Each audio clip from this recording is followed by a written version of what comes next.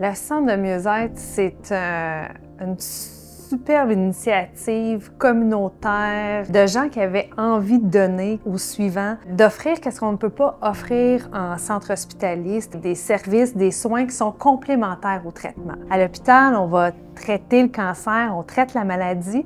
Au centre de mieux-être, on veut prendre soin des gens.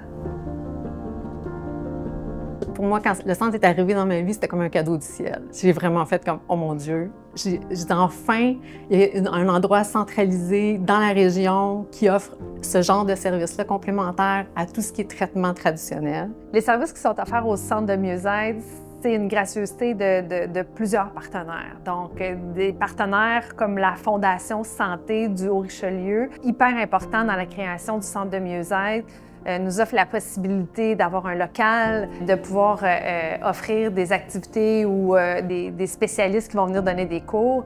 On a la Fondation québécoise du cancer qui sont hyper impliqués aussi, sont spécialisés, offrent de la massothérapie, offrent aussi le prêt de prothèses capillaires à moindre coût. Donc, pour 25 $ il y a la location de prothèses capillaires. On a aussi une coiffeuse bénévole qui vient donner son expertise et son temps bénévolement. L'endroit est géré par une équipe de bénévoles extraordinaire.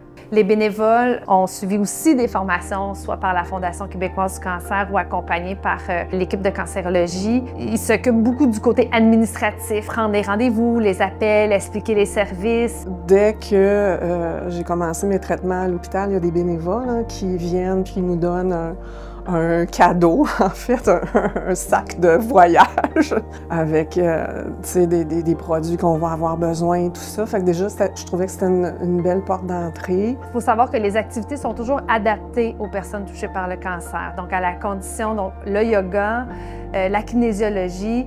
Donc, ce sont des professionnels qui sont formés spécifiquement pour intervenir auprès des gens qui ont un cancer. Les gens aussi, quand ils viennent ici, on leur dit à quelque part, vous n'êtes pas juste que le cancer. On parle de la vie de tous les jours au travers du cancer, mais on n'est pas que le cancer. Puis je pense que c'est l'endroit idéal pour se poser puis pouvoir parler de ces autres choses-là aussi. Oui, d'avoir des services quand même pour la plupart entièrement gratuits. C'est très aidant, là. Ça rassure en fait, ça rassure beaucoup sur bon, mais je m'empêcherai pas d'aller au-devant puis de demander des services et des conseils pour une raison financière. Tu sais, je vais y aller puis ça va me faire du bien.